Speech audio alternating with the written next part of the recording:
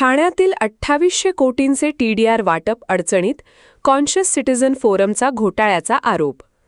ठाणे महानगरपालिका क्षेत्रातील चितळसर माणपाडा येथील वादग्रस्त वनजमिनीच्या बदल्यात 2800 कोटी रुपयांचा TDR बेकायदा मंजूर केल्याचा गंभीर आरोप कॉन्शियस सिटीझन फोरम या सामाजिक संस्थेने केला आहे.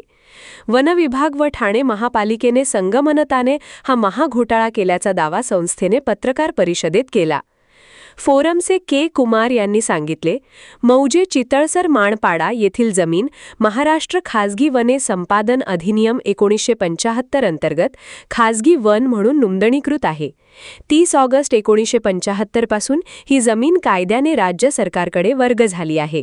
शिवाय 5 डिसेंबर 2016 रोजी केंद्र सरकारने संजय गांधी राष्ट्रीय उद्यानाभोवतीचा परिसर पर्यावरण संवेदनशील क्षेत्र म्हणून घोषित केला असून त्यात या जमिनीचाही समावेश आहे.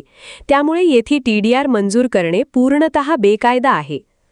और TMC थाना म्युनिसिपल कॉर्पोरेशन के अधिकारियों को मिलाकर के एक बहुत बड़ा घोटाला किया गया. इस घोटाला में ये टेक्निकल घोटाला है कि इसमें हर तरीके से इन लोगों ने टेक्निकलिटीज बनाई है, डेवलप की है.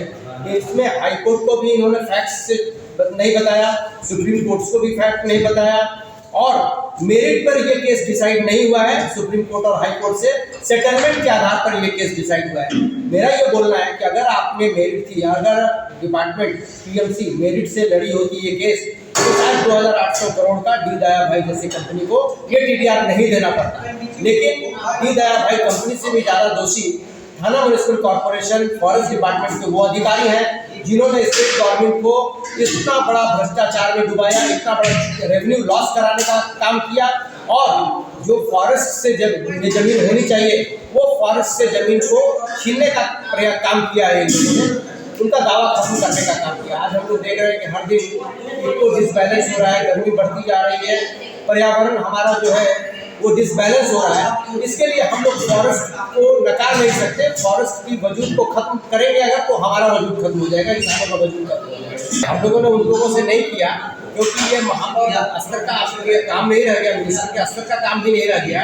इन लोगों ने हाईकोर्ट से मोहर लगा लिया, सुप्रीम कोर्ट से मोहर लगा लिया, लेकिन वो मोहर जो है वो गलत तरीके से लगाया गया. इसलिए इस चीज़ की फैक्ट्स को बताने के लिए हमको सुप्रीम कोर्ट और हाई कोर्ट ही जाना पड़ेगा. बहुत जल्दी हमारी संस्था हाईकोर्ट में क्रिमिनल पिटीशन फाइल कर रही है उन अधिकारियों के खिलाफ जो इस भ्रष्टाचार को, जो इस घोटाले को अंजाम देने में अपना सहयोग दिया है. और हाईकोर्ट और सुप्रीम कोर्ट को उन्होंने फैक्ट्स नहीं बताए, जबकि 2016 में इसको इको सेंसिटिव जोन डिक्लेयर किया जा चुका था. ऐसे में यहाँ किसी तरह का पार्क या प्लेग्राउंड बनाया नहीं जा सकता. फिर भी गैर जरूरी इसका एक्विजिशन किया गया और TDR दिया गया डी दया भाई कंपनी को. और एक PIL हम लोग फाइल कर रहे हैं सुप्रीम कोर्ट में कि इसको मेरिट पे डिसाइड करें और जो लोग भी इस भ्रष्टाचार को किया है उन पे कड़ी से कड़ी सजा उनको मिलनी चाहिए. के. कुमार यांचा पुढे आरोप आहे, काही खाजगी पक्षकारांनी TDRला स्थगिती मिळवली, मात्र मुख्य पक्षकार असलेल्या वन विभागाला पक्षकार केले नाही.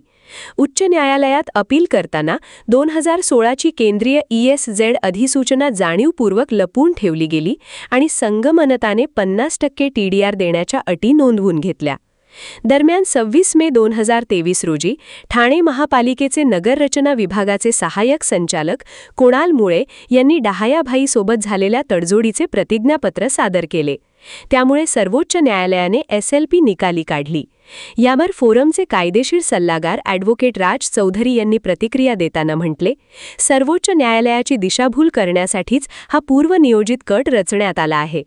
केंद्र सरकारची अधिसूचना आणि उच्च व सर्वोच्च न्यायालयांसमोर वस्तुस्थिती दडपून हा व्यवहार करण्यात आला. ब्युरो रिपोर्ट, जनादेश.